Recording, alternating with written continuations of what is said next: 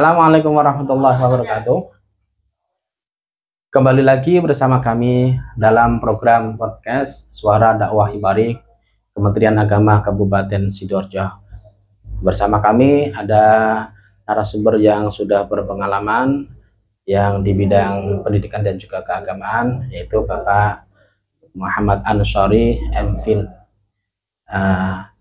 Selamat pagi Pak. Assalamualaikum warahmatullahi wabarakatuh. Waalaikumsalam warahmatullahi wabarakatuh. Bagaimana Kang Min? Kabar ini Bun? Alhamdulillah baik-baik.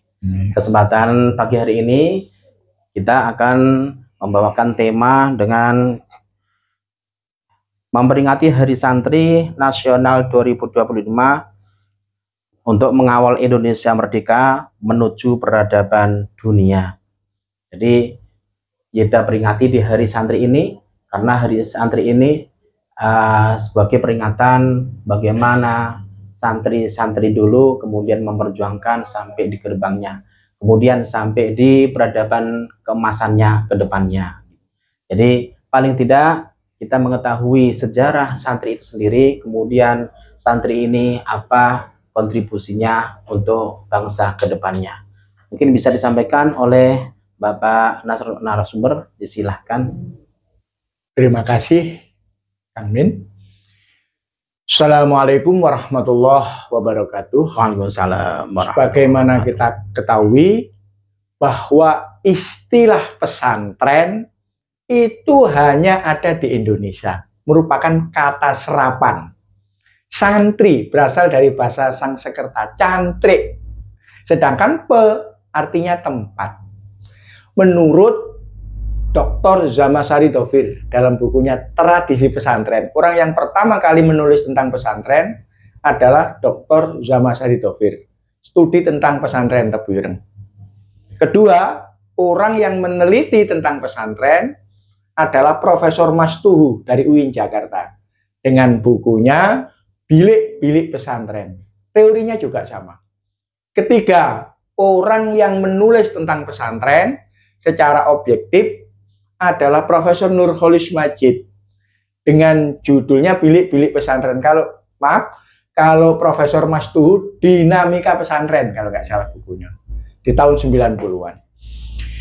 Pesantren mempunyai minimal 5 unsur. Pertama, adanya kiai, adanya musola atau masjid, adanya pembelajaran, proses belajar mengajar, adanya interaksi spiritual, dan keempat, adanya murid yang bermukim di sekitar lokasi tersebut. Apa bedanya pesantren dengan asrama? Kalau asrama itu membayar, asrama itu disediakan kos-kosan, sedangkan pesantren dibangun atas dasar kesederhanaan. Itu bedanya. Pesantren memiliki aturan yang jelas, independen dalam hal menentukan segala bentuk pembelajaran yang ia perlukan. Jadi Pak Imam Suprayogo pernah mengatakan kalau pesantren adalah model pendidikan yang paling ideal di Indonesia. Artinya apa? Dari pesantren itulah dicetak kader-kader muda Islam yang handal, yang tahan banting, yang mandiri. Nah, dulu ada pertanyaan Kang Min.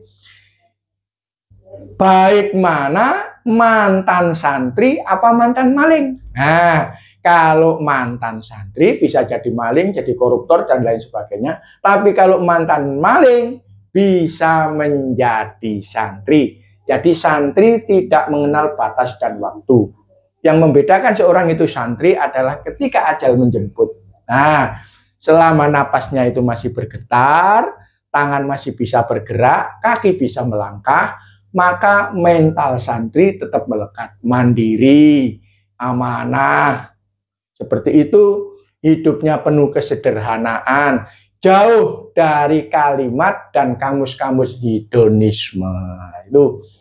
Bagaimana sekarang kalau ada santri pakai mobil mewah, ya sepatunya lincip-lincip dan lain sebagainya, itu perlu diingatkan. Hidup mewah itu boleh, tapi ingat, Anda di mana berada harus membawa manfaat. Bagaimana dengan hari santri? Nah, kebetulan kami dulu lahir di Jombang. Pernah belajar di Jombang, tepatnya di Darul Ulum. Di Darul Ulum itu salah satu kiainya adalah Kiai Romli Tamim. Beliau adalah menantu langsung dari Hadratus Syekh Hasyim Asy'ari. Beliau adalah orang yang sangat lama nyantri di Tebuireng, sejaman dengan Kiai Haji Abdul Halim, ayahanda Kiai Asep, juga alumni dari Tebuireng. Di sana diajarkan tentang nilai-nilai kesantrian. Apa nilai kesantrian? Satu-satunya konsep nasionalisme yang ada adalah hubbul waton minal iman. Cinta tanah air itu bagian daripada iman. Itu bukan hadis. Itu kaulnya Mbah Hasyim Asy'ari dalam rangka menanamkan nasionalisme kepada santri. Jadi salah betul kalau Hizbut Tahrir, FPI, dan lain sebagainya menganggap itu nasionalisme. Kalau bicara alim, Mbah Hasyim itu hafal ribuan hadis. Mbah Hasyim itu sangat produktif, tapi sangat nasionalis. Sedangkan Hari Santri yang kita peringati saat ini, itu tidak lepas dari apa yang dinamakan resolusi jihad. Resolusi jihad itu dicetuskan pada tanggal 22 Oktober tahun 1945 oleh Hadratus Syekh Kiai Haji Hasyim Asy'ari, bahwa membela tanah air itu hukumnya wajib dan fardu ain. Nah ini nggak sembarangan, ini nggak ada organisasi lain. Pertanyaannya bagaimana? Katanya kalau Habib itu pejuang, Habib nggak ada bukti sejarah yang mencatat bahwa para pejuang adalah rata-rata seorang santri, seorang kiai. Kita mengenal Kiai Abbas bin Abdul Jamil dari pesantren Buntet. Itulah motor penggerak gerakan 10 November. Mbah Hasyim pun ketika perang 10 November itu menunggu kedatangan Mbah Abbas bin Abdul Jamil, ayah dari Kiai Fuad Hasyim, kakek dari Gus Abbas yang saat ini terkenal itu. Kedua, Kiai Makhrus Ali dari Lirboyo, Kiai Bisri Samsuri, dan kiai-kiai yang lain. Itu mereka terjun secara langsung perang bergerilya. Bahkan Kiai Bisri itu sudah sepuh, Kiai Wahab, Kiai Romli itu sudah sepuh, tapi berusaha memikul senjata, walaupun orangnya kecil-kecil, tapi saking nekatnya. Dalam rangka apa? Hubbul waton minal iman. Jadi masalah santri itu tadi sekali lagi merupakan kata serapan. Dalam bahasa Arab tidak dikenal santri, tidak dikenal pesantren. Itulah kearifan lokal daripada Islam Nusantara yang memadukan akulturasi budaya dengan nilai-nilai agama. Saya kira itu Kang Min, sedangkan santri saat ini itu tinggal menikmati saja apa yang diwariskan oleh pendahulu-pendahulu kita tentang konsep nasionalisme, tentang konsep bernegara, dan lain sebagainya. Sedangkan kalau ada pertanyaan, kenapa santri kok tidak mendirikan negara Islam? Nah, ini pertanyaan. Dulu ketika terjadi Piagam Jakarta itu, Jakarta Kalter yang terkenal itu, maka Kiai Wahid Hasyim langsung pulang ke Tebuireng. Sowan kepada abah beliau. Bah, bagaimana ini? Kata Kiai Wahid Hasyim, menurut pendapat Kiai Hasyim Asy'ari, kita mengalah demi persatuan negara ini, demi negara yang baru berdiri. Jadi melaksanakan syariat Islam digenti dengan tauhid, ketuhanan yang Maha Esa. Saya kira itu Kang Min, itulah santri sejati, santri yang mengenal identitas dirinya, tidak pernah menyalahkan orang lain. Terakhir, bicara takbir saat ini ngomongnya salah, ngomongnya undur dan lain sebagainya. Takbir, takbir. Kalau Bung Tomo mengucapkan takbir atas perintah Kiai Hasyim Asy'ari bisa ngalahkan tentara sekutu. Tapi kalau ormas sekarang takbir, apa yang dikerjakan? Ditambahi saja walillahil hamd, besok lebaran lah. Kurban Idul Adha ya. Kalau takbirnya Bung Tomo mengalahkan tentara sekutu, sekarang ngomong salah, sejarah salah, sedikit-sedikit teriak takbir. Ini sebenarnya bentuk pelecehan. Terakhir, hadiah terbesar Hari Santri adalah apa? Dilecehkannya Ki Anwar Mansur dan pesantren Tebu Ireng oleh siapa? Trans TV. Nah ini pelecehan yang luar biasa, bukan santri, bukan tapi membicarakan tentang santri dengan tendensi dan lain sebagainya. Saya kira itu Kang Min. Oke, terima kasih Bapak Ansori yang telah mengulas tentang santri dan juga ceritanya dari awal dan juga sejarahnya. Kemudian ada satu pertanyaan, bagaimana dengan santri yang sekarang untuk bisa memberikan kontribusi yang lebih dan untuk peradaban yang lebih maju untuk bangsa ini? Apa yang harus dilakukan? Terima kasih Kang Min. Saya teringat konsepnya Kiai Asep Saifuddin Halim. Beliau kan terkenal sekali sebagai seorang pemikir pendidikan ya, praktisi. Bukan hanya praktisi dan pemikir. Beliau mengatakan konsep Islam itu bisa maju kalau ada 3 integrasi. Pertama, integrasi iman dan akhlak dan ilmu. Integrasi antara ilmu agama dan ilmu-ilmu umum. Ilmu tanpa agama itu sesat, itu buta. Agama tanpa ilmu itu lumpuh, kata beliau. Jadi saat ini agar santri itu menguasai peradaban dunia, ajarkan 2 ilmu pengetahuan. Pertama, dasar-dasar ilmu agama secara kuat. Perilaku, karakter balding.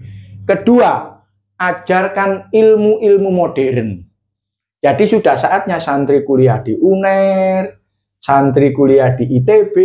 Yang kaitannya dengan teknologi gitu ya. Teknologi itu harus dikuasai. Ya. Dengan syarat apa? Santri tersebut sudah menguasai dasar-dasar ilmu agama. Dan akhlaknya bagus. Saya tidak mencontohkan siapa-siapa. Saya punya anak, Muhammad Yusuf Solahuddin. Kebetulan anak saya ini alumni MI, terus saya kirim, saya titipkan di Amanatul Ummah, Sanawiyah, Aliyah. Setelah itu nggak kuliah ke UIN. Dia memilih kuliah di ITS, jurusan teknik manufaktur. Ternyata orang heran loh, alumni ITS tapi kok pinter baca kitab kuning, kan heran, kok pinter nahwu sorob. Nah, ternyata apa? Dulu ketika di MI ibunya guru bahasa Arab. Gini, kan aneh.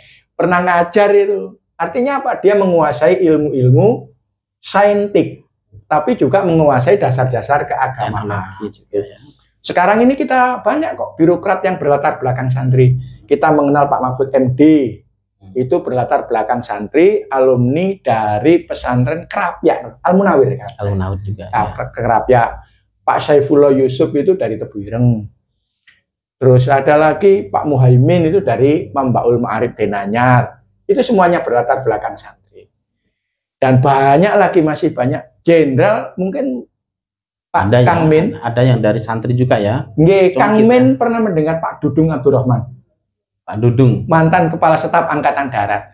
Beliau adalah lulusan pesantren dari Buntet Cirebon. Dan saat ini beliau adalah salah satu kurator. Kurator itu apa ya? Pembesarnya pesantren di Cirebon itu adalah Pak Dudung. Itu bisa. Jadi peran pesantren tidak dibatasi oleh ruang dan waktu saat ini.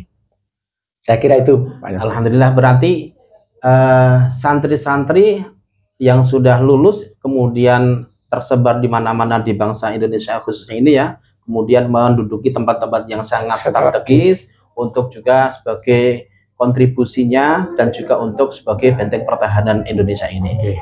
Oke, terima kasih Bapak Ansori yang telah menjelaskan panjang. Kemudian semoga dalam pertemuan pagi hari ini kita juga mendapatkan ilmu yang bermanfaat dalam podcast dengan berkhidmah untuk umat ini. Kami akhiri. Wa'alaikum minkum. Wassalamualaikum warahmatullahi wabarakatuh. Waalaikumsalam.